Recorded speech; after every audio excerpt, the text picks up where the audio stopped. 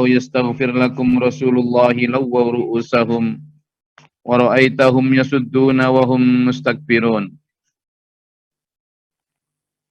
Jadi karena orang-orang munafik itu adalah orang-orang Islam yang ada di sekitar Rasul ya. Sehingga mereka juga mendapatkan tawaran atau ajakan sebagai orang-orang yang Islam. Makanya di sini ketika dikatakan kepada mereka, kemarilah dengan kesalahan-kesalahanmu itu, kemarilah akan aku mintakan ampun. Kata Rasulullah begitu. Jadi Rasulullah memberi kesempatan mereka untuk bertaubat, dimintakan ampun kepada Allah. Yastaghfir lakum Rasulullah. Ta'alau, kemarilah, gitu kan.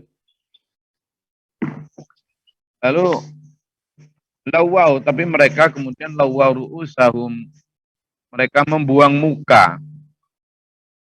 Jadi untuk apa gitu? Ra'aitahum yasudduna, dan mereka berpaling. Wahum mustakbirun, dan mereka menyombongkan diri. Jadi keberpalingan mereka, bahkan kesombongan mereka itu tanpa mereka sadari. Mereka mungkin menganggapnya itu adalah saya tidak butuh, saya baik-baik saja, kenapa dimintakan ampun wong saya enggak berdosa, gitu mungkin ya. Saya juga tidak merasa ada hal yang perlu diperbaiki. Apa saya itu, jadi mungkin secara lahir mereka yang enggak kok kemudian lari pergi langsung gitu, enggak ya. Tapi sikap mereka, hati mereka, dan yang tahu siapa mereka munafik itu hanya Allah dan Rasulnya ya. Jadi ini yang harus kita pahami. Jadi yang tahu bahwa siapa mereka munafik dan tidak, itu hanya Allah dan Rasulnya. Artinya secara lahir itu mereka enggak kok kafir atau enggak ya. Tuh. Jadi kalau di situ disebut wahum mustakbarun, mustakbirun, mereka ini sombong, itu ya yang tahu bahwa hati mereka sombong itu ya Allah dan Rasulnya. Sawa'un alaihim astaghfarta lahum. Maka ketika mereka seperti itu, Allah berfirman,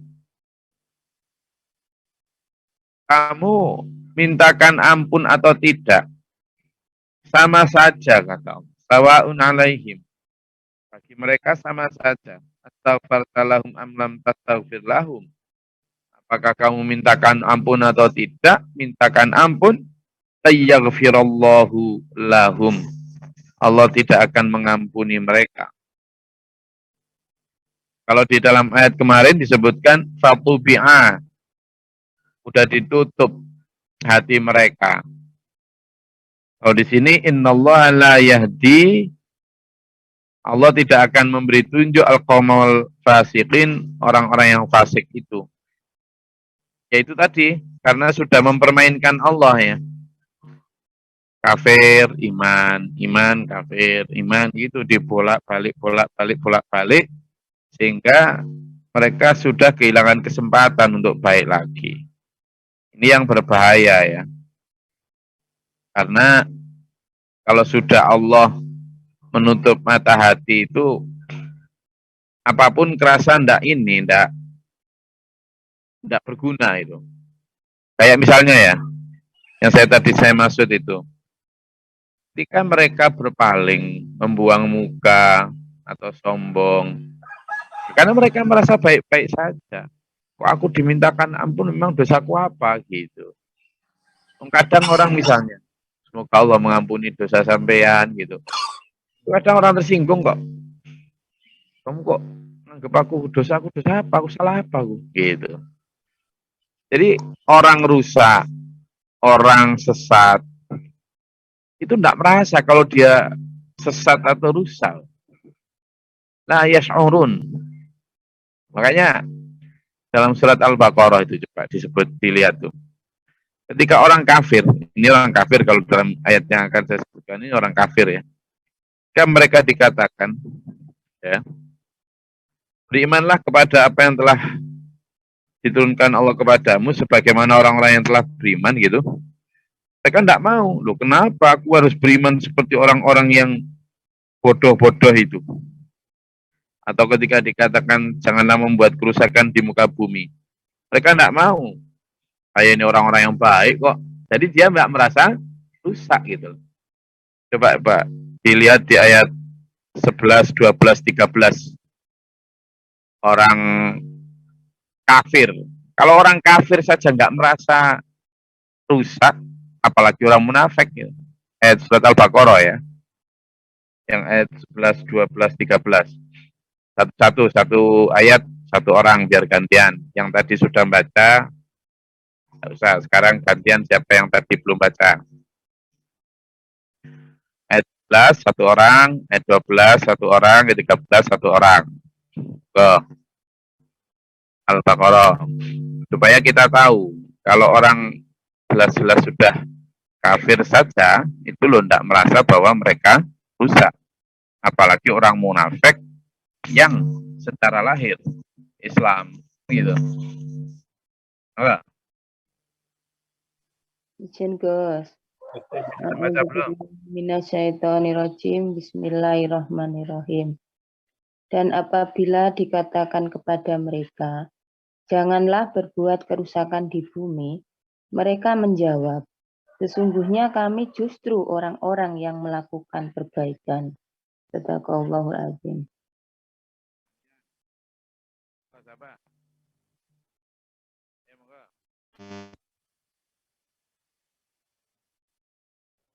Oke, sekarang ayat 12. Siapa yang belum?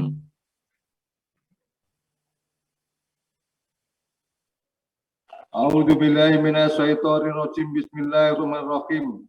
Ingatlah sesungguhnya mereka lah yang berbuat kerusakan, tetapi mereka tidak menyadari. Shadaqallahul azim. Nah, itu menunjukkan orang yang rusak itu loh tidak merasa dia rusak. La yash'urun. Nah, kalau sudah ilasyun, padahal itu orang jelas-jelas kafir gitu ya. Apalagi orang munafik yang secara lahir itu Islam yang nggak merasa. Sehingga ketika ditawari ampunan, ya ngapain? Gitu. Lalu ke orang-orang kafir disuruh beriman, itu juga begitu. Yang ayat 13, siapa lagi? Izin Gus. Halo, siapa lagi? Monggo. Yang belum pernah baca. Silakan, siapa tadi? Biar barokahnya Quran. Artinya ada kok. Ayo.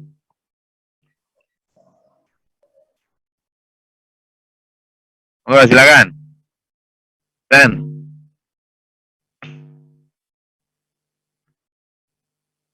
ayat 13. Oh. Tentang aminu kama amanan nas.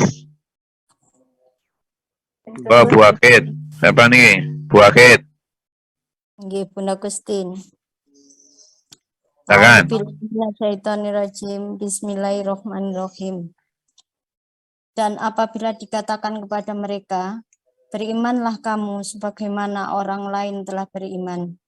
Mereka menjawab, apakah kami akan beriman seperti orang-orang yang kurang akal itu beriman?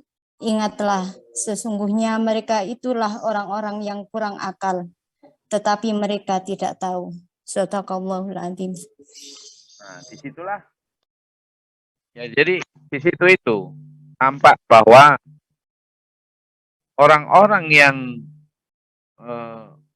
rusak, orang-orang yang tidak merasa gitu. Jadi yang tahu jiwa munafik itu hanyalah Allah, gitu ya. hanya Allah saja. Nah, kalau sudah begitu kan kita harus ada hati-hati. Kenapa? Karena ini menjadi satu pelajaran agar kita ini selalu melongok pada diri kita masing-masing. Karena orang lain mungkin menganggap kita baik-baik saja, tapi di hadapan Allah nanti jangan-jangan kita termasuk munafik. Itu yang bahaya ya. Dan ini yang yang banyak disebutkan dalam Al-Quran bahwa penyakit. Jadi munafik itu orang yang kena penyakit nifak.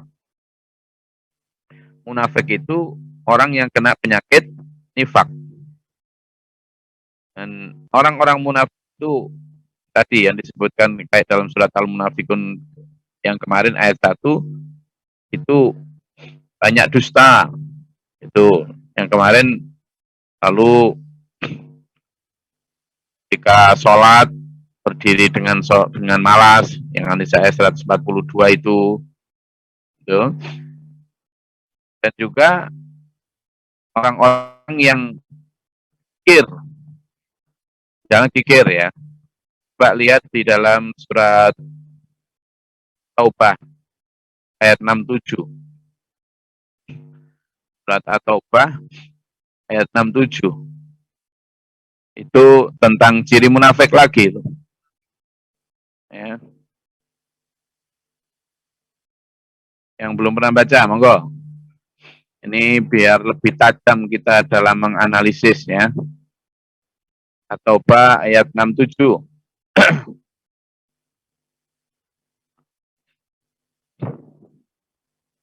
Sudah ketemu? Monggo.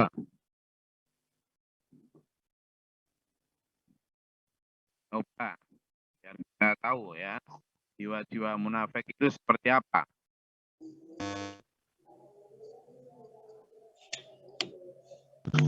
At-Taubah ayat 67. Izin ke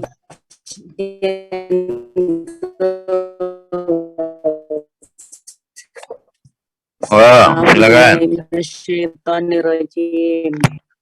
Orang-orang munafik laki-laki dan perempuan satu dengan yang lain adalah sama. Mereka menyuruh berbuat yang mungkar dan mencegah perbuatan yang ma'ruf.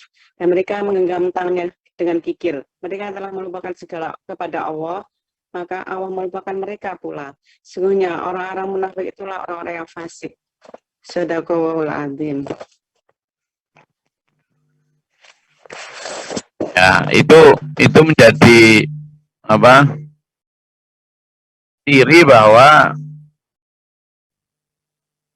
satu di antara ciri munafik itu adalah kikir. Ya, kikir. Siapa yang masih kikir? Ayo hati-hati.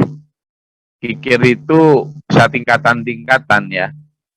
Bisa agak kikir, lalu kikir banget.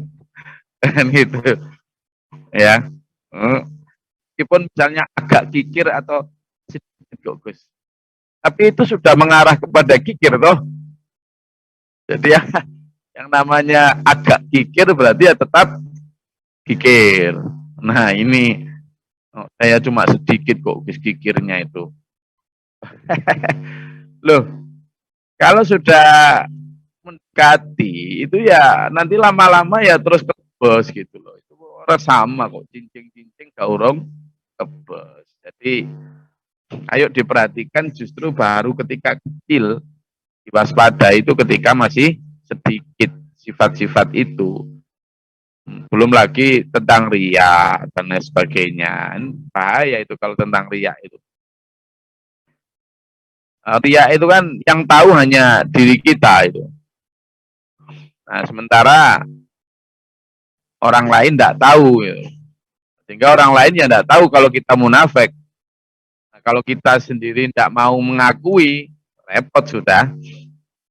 Karena kalau untuk berubah, intinya kan kita biar tidak jadi munafik. Ya. biar tidak jadi munafik. Nah, kalau ingin keluar dari sifat atau sembuh dari penyakit yang bernama nifak, ya berarti kita harus mulai sadar bahwa kita berpenyakit, gitu kan.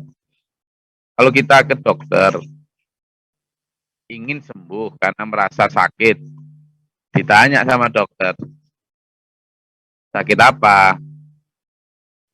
Ya sakit, gejalanya apa, ada simptomnya apa? Kalau memang simptomnya sama karena takut ketahuan bahwa sampean kena penyakit berat. Satu, ada banyak cara itu. Pertama, yang tidak mau ke dokter. Tak mau ke dokter karena khawatir ketahuan penyakitnya. Oh, nanti takut operasi, takut macam-macam. Orang-orang kan macam-macam. Jadi nggak pernah ke dokter dia. Itu ada di sekitar kita. Yang takut ke dokter karena khawatir ketahuan penyakitnya.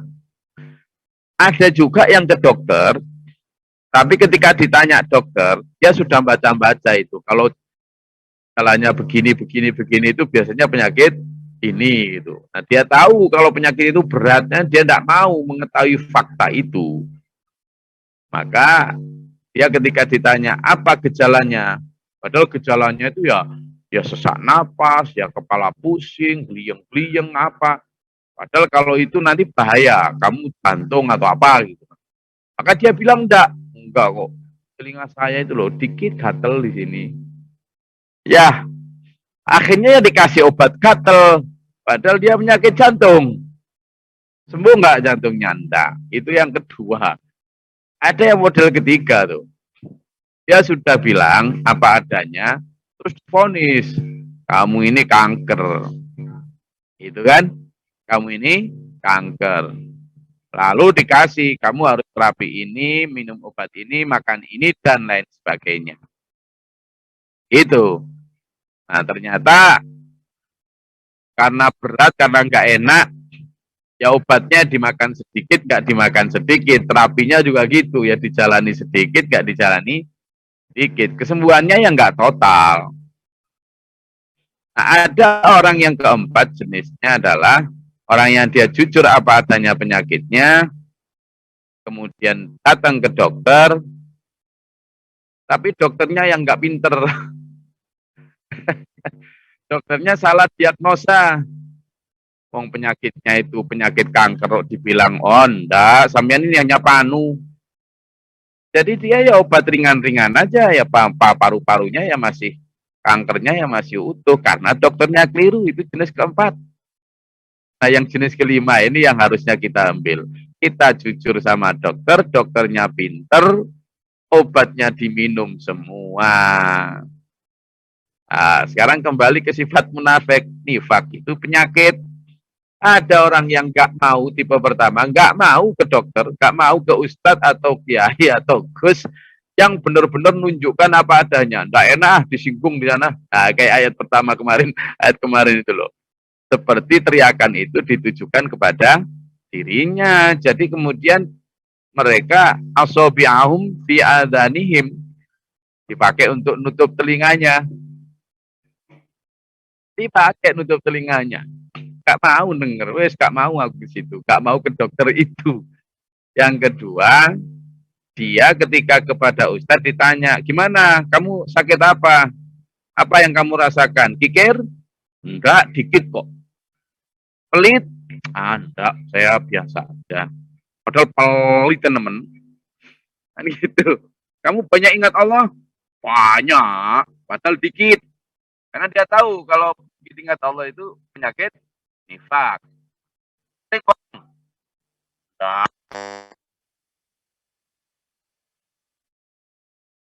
Ketika ditanya, sering bong, saya itu jujur kacang hijau. Jadi akhirnya nggak ketemu penyakitnya. Karena dia menyembunyikan simptom atau gejalanya. Itu kedua. Nah, yang ketiga, ini dia sudah jujur. Kamu masih pelit tak? Ya lumayan pelit saya ini. Bohong? Sering. mengingkari janji, ya kadang-kadang, wah kamu kena penyakit nifak. Gimana caranya? Ya yuk berdoa kepada Allah, beristighfar, kemudian memperbanyak introspeksi diri, lalu bersedekah, biar nggak pelit, dan lain sebagainya. Tidak diamalkan, ya diamalkan sedikit-sedikit gitu aja, ya nggak sembuh-sembuh sama aja, itu tipe keempat, ketiga. Lalu tipe keempat, yang tadi, dia sudah jujur apa adanya, tapi keliru kepada dokter yang kurang pintar menganalisis, sehingga ya sama saja, akhirnya tidak dapat obat yang pas.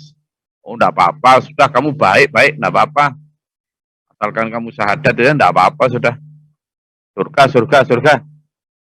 Ya sudah, akhirnya dia juga enggak pengen melakukan terapi apapun. Karena dianggap baik-baik saja. Nah yang kelima ini yang kita tuju. Sampean datang kepada Gus Ustadz, lalu jujur apa adanya gejala sampean. Oh saya masih kikir, saya sering dusta, saya kadang kalau sholat itu malas-malasan, oh sampean kena nifak. Ini sampean mulai bersedekah, sampean mulai jujur meskipun pahit, kulil haqqo walau kana muron. Sampean kalau ini berdoa yang kuat, mulai mengajak kepada kerabat dan diri sendiri untuk jujur apa adanya kepada orang-orang yang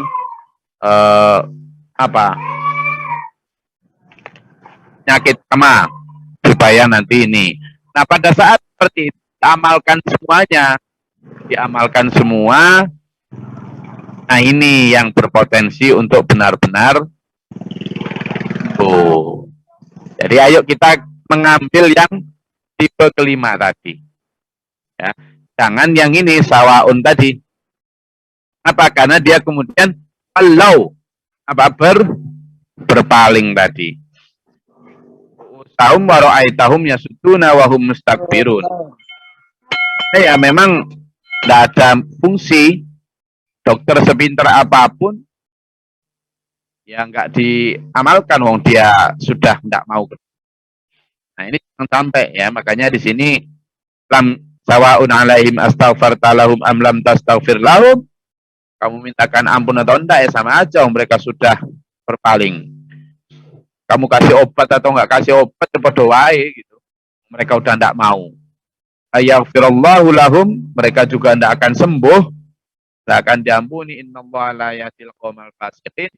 Mereka juga Allah tidak akan beri hidayah kepada mereka. Ini dulur yang harus saya dan sampean tahu, harus sampean dan saya ini waspadai, tapi untuk diri kita sendiri. Untuk diri kita sendiri ya, bukan untuk mengoreksi orang lain. Saya rasa itu. Monggo kalau ada yang mau disampaikan.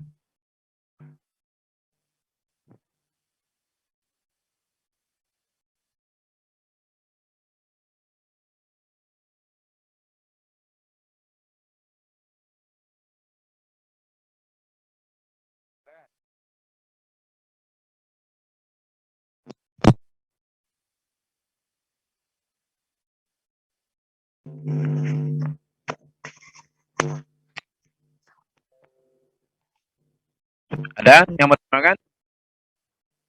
Atau ditanyakan?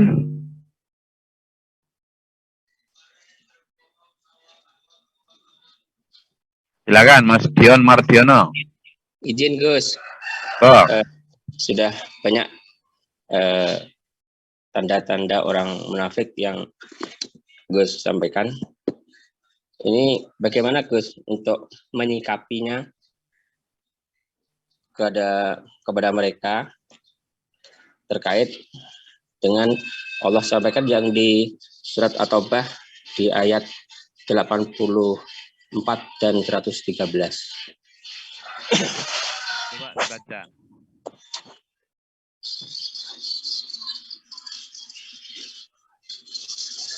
di ayat surat 84 surat At-Taubah, dan janganlah engkau Muhammad melaksanakan sholat untuk seseorang yang mati di antara mereka orang-orang munafik selama-lamanya. Dan jangan engkau berdiri mendoakan di atas kuburnya, sesungguhnya mereka ingkar kepada Allah dan Rasul-Nya, dan mereka mati dalam keadaan fasik. Untuk ayat 113, tidak pantas bagi Nabi dan orang-orang yang beriman mendoakan ampunan kepada Allah bagi orang-orang musyrik, sekalipun orang-orang itu kaum kerabatnya, setelah jelas bagi mereka bahwa orang-orang musyrik itu penghuni neraka jahanam. Begitu Gus.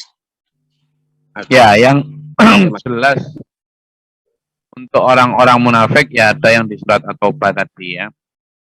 Iya.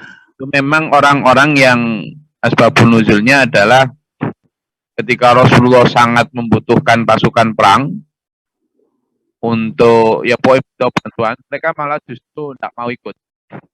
Mereka malah diam berdiri di Madinah. Sehingga Rasulullah banyak mengalami gugur para syahidin. Nah, mereka sedang enak-enakan di rumah. Nah, ternyata Allah menghukumi mereka bahwa mereka ini orang-orang munafik. Tapi jangan salah, mereka itu bahkan saking untuk menunjukkan keislamannya, itu mereka bahkan membangun masjid. Masjid untuk menyambut Rasulullah setelah pulang dari peperangan. Masjid itu jauh lebih indah, megah daripada masjid Rasulullah. Ya. Nah, artinya orang ini benar-benar orang-orang yang secara lahir itu Islam. Nah, ketika kita menerapkan ayat yang sampean baca tadi, kita harus benar-benar hati-hati.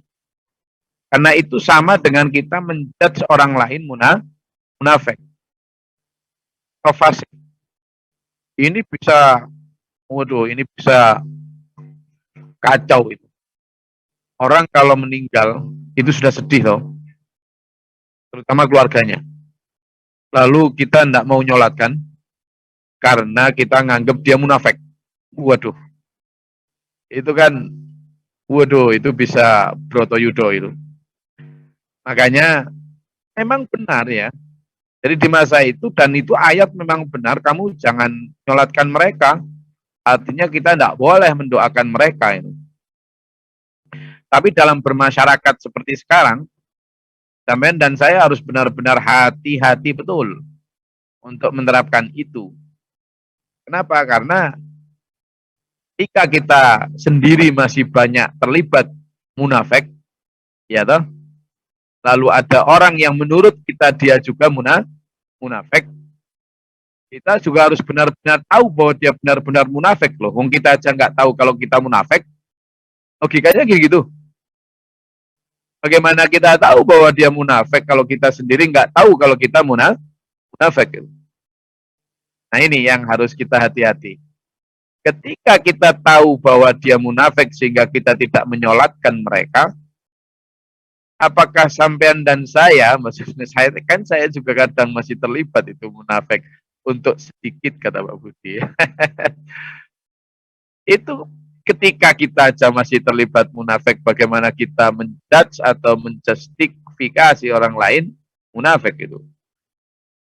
Sehingga ketika ada orang yang mungkin kita anggap munafik pun, misalnya udah terang-terangan dia memang suka ingkar janji, suka bohong, suka ini, nggak pernah sholat, apa segala macam. Ya memang kita kemudian pakainya ayat itu. Tapi bagaimana strategi sampean di masyarakat misalnya? Itu yang perlu dipikirkan itu. Karena saya termasuk orang yang sepakat kalau misalnya orang yang jelas-jelas meninggal dalam keadaan naudzubillah min dzalik su'ul khotimah,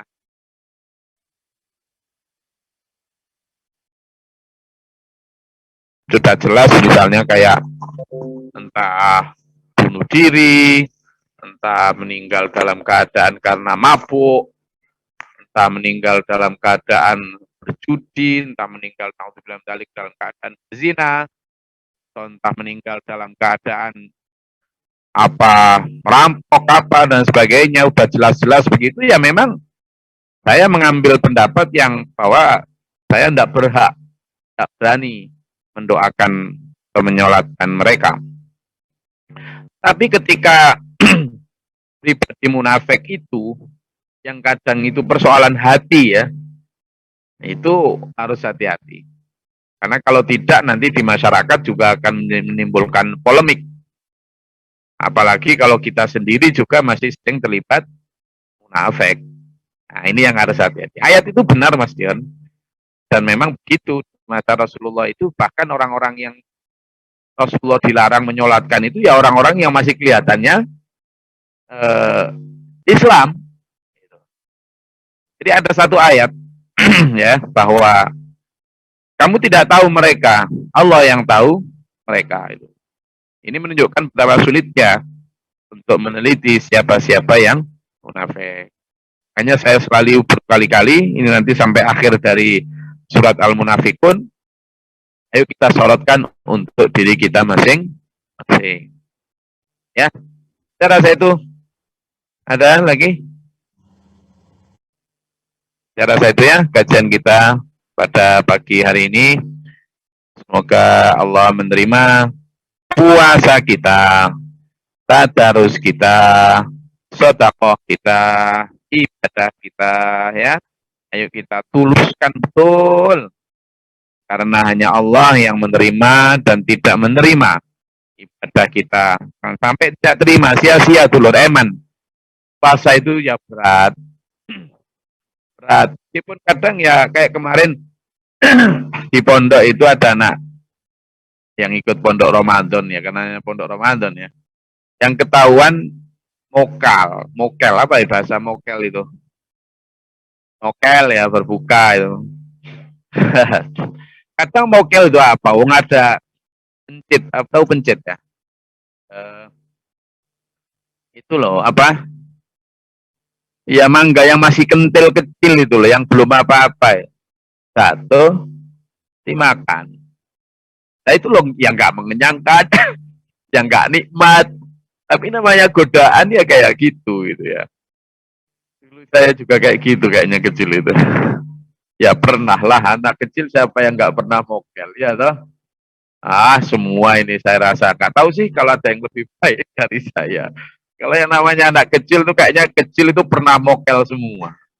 Entah pas wudhu lalu disesep-sesep. Atau ya kayak gitu tadi. Dapur pura-pura tolah-toleh terus.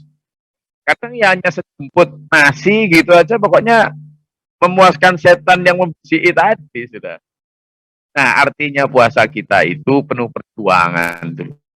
Kan eman kalau kemudian tidak diterima karena kita melupakan bahwa puasa tidak hanya menahan lapar dan dahaga, tapi juga menahan nafsu-nafsu yang lain.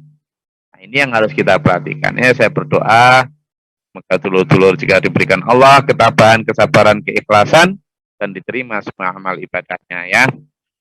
Tambahkan Izin Gus. Ya. Mau nanyakan bagaimana kalau orang tidak pernah melakukan sholat, kita tahu orang itu tidak pernah melakukan sholat sama sekali, terus sampai meninggal, itu apakah wajib disolatkan atau bagaimana Gus? Nah, kita bahas besok ya, karena panjang bahasannya itu. Oke. Nggih Gus. Karena ini hari Senin, waktunya sudah mau habis. Ini yang guru-guru udah mau ngajar. Jadi, insya Allah mengingatkan kita bahas. Mudah-mudahan ingat. Nah, karena itu memang bahasan yang juga ikhtilaf. Tapi nanti insya Allah akan saya sampaikan apa adanya. Oke? Saya rasa itu kajian kita. Semoga Allah merahmati kita, menuntun kita dalam siratal mustaqim ila akhiri hayat husnul khatimah. Amin. Allahumma shalli wa sallim barik ala sayyidina Muhammadin. Allahumma afir lil mu'minin wal mu'minat. Astaghfirullahaladzim. Allahumma ahdina fi man hadait wa afina fi man afait wa lana fi man tawallait wa barik lana fi ma atait wa qina syarra ma qadait fa innaka taqdi. Astaghfiruka wa atubu ilaika. Sallallahu sayyidina Muhammad. Allahumma daf'ana al-bala wal waba wa qatil hasidin min kufar. Rabbana najina wa lina syafi'na min zalimin. Rabbana la tajal. Rabbana amanna faktubna ma syahidin. Rabbana la tuzigh qulubana ba'da idh hadaytana wa hab lana min ladunka rahmah. Anta lana fansurna 'alal qawmil kafirin. Rabbi a'udzu bika min hamazati syayatin wa a'udzu bika rabbi yahdurun. Rabbana ij'alna muslimina laka wa min dhurriyyatina ummatan muslimatan lak wa arina wa tub 'alaina innaka tawwabur rahim. Rabbi ighfir li wa li akhi wa lil azwaji wa li dhurriyyatina wa li ashabina wa adkhilna fi rahmatika ya arhamar rahimin. Subhana rabbika rabbil izzati amma yasifun wa salamun ala Muhammadin. Alhamdulillahi rabbil alamin. Assalamualaikum warahmatullahi wabarakatuh. Allahumma arhamna bil Qur'an waj'alhu lana imaman wa nuran wa hudan wa rahmah. Allahumma dhakkirna minhuma nasina wa 'allimna